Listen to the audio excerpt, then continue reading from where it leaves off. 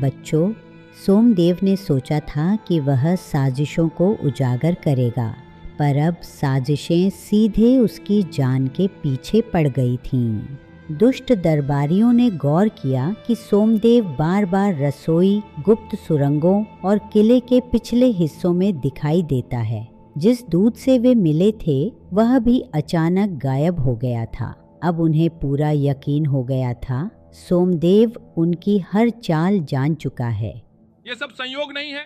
मुझे पूरा शक है कि सोमदेव हमारी हर चाल जान चुका है। अगर आज हमने उसे नहीं रोका तो कल हमारा सब कुछ खत्म हो जाएगा। फिर दुष्ट दरबारियों ने सोमदेव के खिलाफ एक के बाद एक साजिशें रचनी शुरू कर दी। एक रात दुष्ट दरबारियों ने एक सपेरे को बुलवाकर सोमदेव के कक्ष में एक जहरीला सांप छोड़ दिया। अंधेरे कमरे में सांप फुफकारता हुआ बिस्तर पर चढ़ गया और जोर से डस लिया। काम हो गया, अब सोमदेव नहीं बचेगा। फिर उसके बाद सोमदेव का क्या हुआ दादी माँ? जिसे रखे साईं उसे मार सके न कोई, जिसे ईश्वर बचाए उसे कोई मिटा नहीं सकता। लेकिन बच्चों, उन्हें क्या पता था कि उस रात सोमदेव किसी और कक्ष में विश्राम कर रहा था।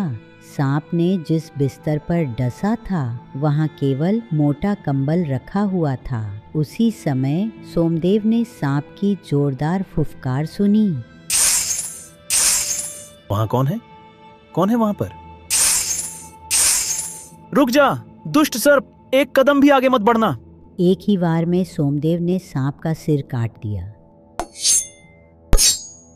मौत उसके बहुत पास से गुजर गई थी, लेकिन वह बच गया। सोमदेव मन ही मन विचार कर रहा था कि कहीं इसके पीछे उन दुष्ट दरबारियों का ही हाथ तो नहीं। शायद अब उन्हें पहले से कहीं अधिक सतर्क रहना पड़ेगा। सोमदेव के बच जाने की खबर सुनते ही दुष्ट दरबारी गुस्से से तिलमिला उठे और उन्होंने सोमदेव को मारने के लिए एक और साजिश रचनी शुरू कर दी।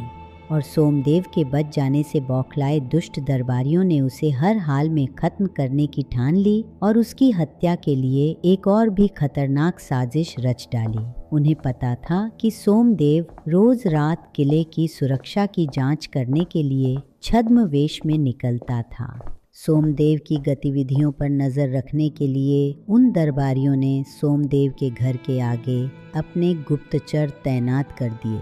कुछ दिन बाद जब सोमदेव अकेले गुप्त गलियारे से गुजर रहा था, दो नकाबपोश उस पर टूट पड़े। आज तू नहीं बचेगा सोमदेव। घायल होते होते बचते हुए सोमदेव ने नकाबपोशों पर अपना कंबल फेंक दिया और उसी क्षण तेज बिजली की गड़गड़ाहट के साथ मशाल गिर पड़ी। कुछ पल के लिए वहां घना अंधेरा छा गया और इसी अंधेरे का फायदा उठाकर सोमदेव वहां से निकल गया। To get notifications for our upcoming videos, please subscribe to our channel and don't forget to like and share our videos.